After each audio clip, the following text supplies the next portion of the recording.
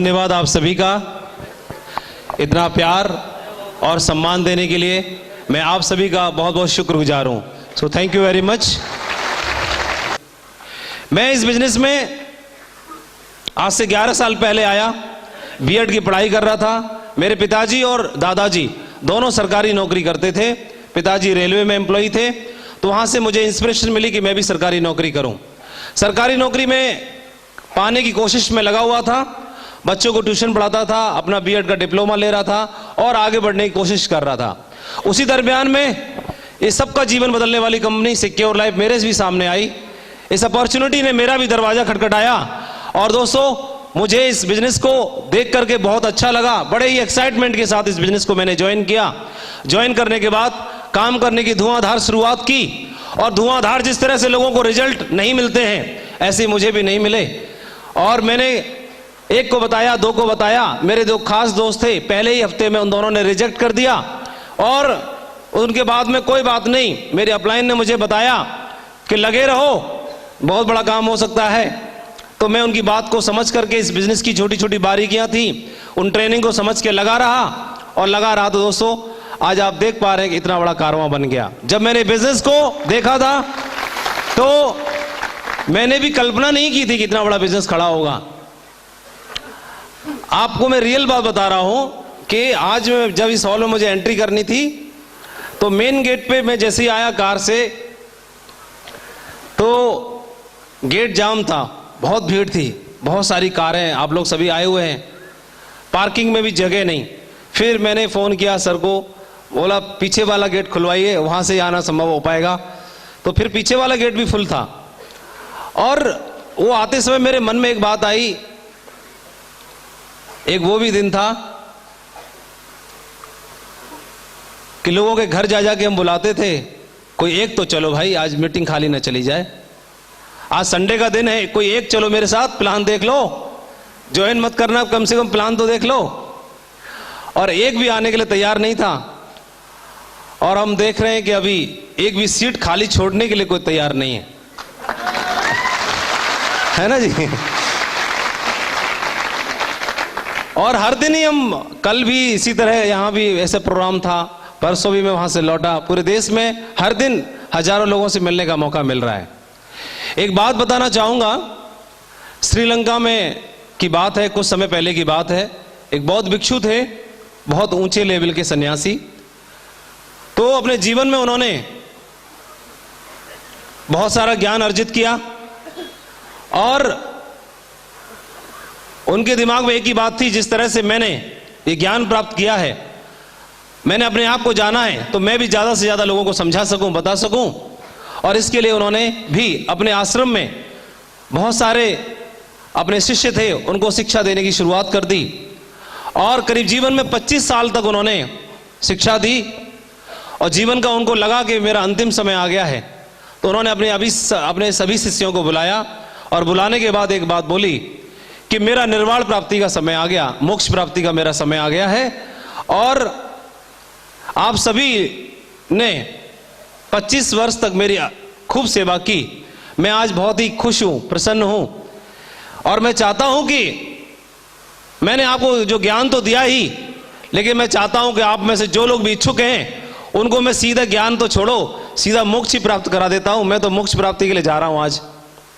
आज ही मैं मोक्ष प्राप्त कर रहा हूं। और आप में से जो जो चाहे, मैं आपको सबको डायरेक्ट मेरा हाथ पकड़ो और डायरेक्ट मैं आपको मोक्ष प्राप्ति करा देता हूं, लेके चलता हूं। तो गुरुजी ऐसे सोच रहे थे कि एक भी मानेगा नहीं, सारे मोक्ष प्राप्त करने के लिए पीछे पड़ेंगे। तो उसमें से किसी ने भी हाथ खड़ा नहीं किया। फिर एक चुपके से आधा हाथ खड़ा हुआ, बोला गुरुजी गलत मत समझ लेना, मैं मोक्ष प्राप्ति के लिए हाथ नहीं खड़ा किया, तो मैं मंत्र के लिए हाथ खड़ा किया, मंत्र दे दो। मतलब मोक्ष प्राप्ति नहीं चाहिए, मंत्र चाहिए मोक्ष प्राप्ति का, ताकि जब हमारा मन करे, अभी तो हम नए नए हैं, तब मन करे तब हम मोक्ष प्राप्त कर लेंगे, निर्वाण प्राप्ति कर लेंगे। मंत्र चाहिए, डायरेक्ट विधि नहीं चाहिए, डायरेक्ट मत कराओ। और ऐसा ही कुछ हमारे बिजनेस में भी है। हमने काम करने की शुरुआत की और हमने खूब सारे लोगों को देखा, हर आदमी आता और यहां पर मंत्र मांगता है, सर डायमंड बनने का मंत्र दे दो। फिर मैंने सोचा कि चलो मैं मंत्र दे ही देता हूं। फिर मैंने पीछे दिमाग घुमाया, लेकिन मैं मंत्र दूं कैसे? मेरी अपलाइन ने तो मुझे भी मंत्र कोई दिया ही नहीं आज तक। मैं डायमंड बन गया लेकिन मंत्र मुझे मिला नहीं। और मैंने अपनी अपलाइनों को न तो मंत्र देते देखा और ना ही मंत्र लेते देखा, सीधा हाथ पकड़ के डायमंड बनाते हुए जरूर देखा। और दोस्तों यहां पर कोई भी मंत्र नहीं है डायमंड बनने का, सीधी विधि है। अपलाइन का हाथ पकड़ो और सीधे डायरेक्ट डायमंड बनो। तो डायरेक्ट डायमंड बनने के लिए तैयार है? डायरेक्ट डायमंड, मंत्र का कोई चक्कर नहीं। इस बिजनेस में पिछले 11 सालों में 2 मोटी मोटी बात मैंने सीखी। वो दोनों मोटी बातों में एक बात ये कि अगर आप डायमंड बनना चाहते हैं तो किसी भी परिस्थिति में क्विट करने के बारे में कभी सोचना नहीं। पहली बात, नेवर क्विट, कभी हमें क्विट नहीं करना। अगर हम क्विट कर गए, इस रास्ते से हट गए, तो धीमे धीमे ही चलते तो शायद हम मंजिल तक जरूर पहुंचते। कोई 1 साल में, कोई 2 साल में, कोई 3 साल में, कोई 10 साल में पहुंचेगा जरूर। जो उस रास्ते पर है, धीमे चल रहा है लेकिन पहुंचेगा जरूर। लेकिन जो रास्ते से हट गया, उसने सरेंडर कर दिया, क्विट कर दिया, तो अगले जीवन के 40 सालों में भी, 50 सालों में भी, अंतिम समय तक भी उस रास्ते की, उस मंजिल को वो तय नहीं कर पाएगा। तो इस बिजनेस का सबसे बड़ा महामंत्र एक ही है कि आपको सबसे पहले इस रास्ते से क्विट नहीं करना। आप मंजिल की बात करते हैं, आप सिल्वर, गोल्ड, रूबी, डायमंड की बात मत सोचिए दोस्तों। आपको जीवन में बहुत बड़ी सक्सेस मिल सकती है, पहली चीज। दूसरी चीज, जब आप इस रास्ते पर चलेंगे तो धीरे धीरे ही चलो, कोई दिक्कत नहीं है।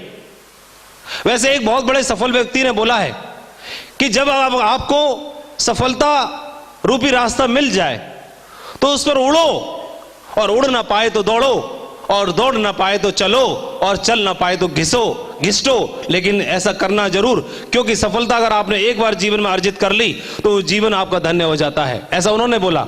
लेकिन मेरे को ऐसे लगता है, मैंने एक बात बताई आपको, उस पर चलना, हटना नहीं। दूसरी बात बताई, उस रास्ते पर आपसे आगे भी कुछ लोग चल रहे होंगे।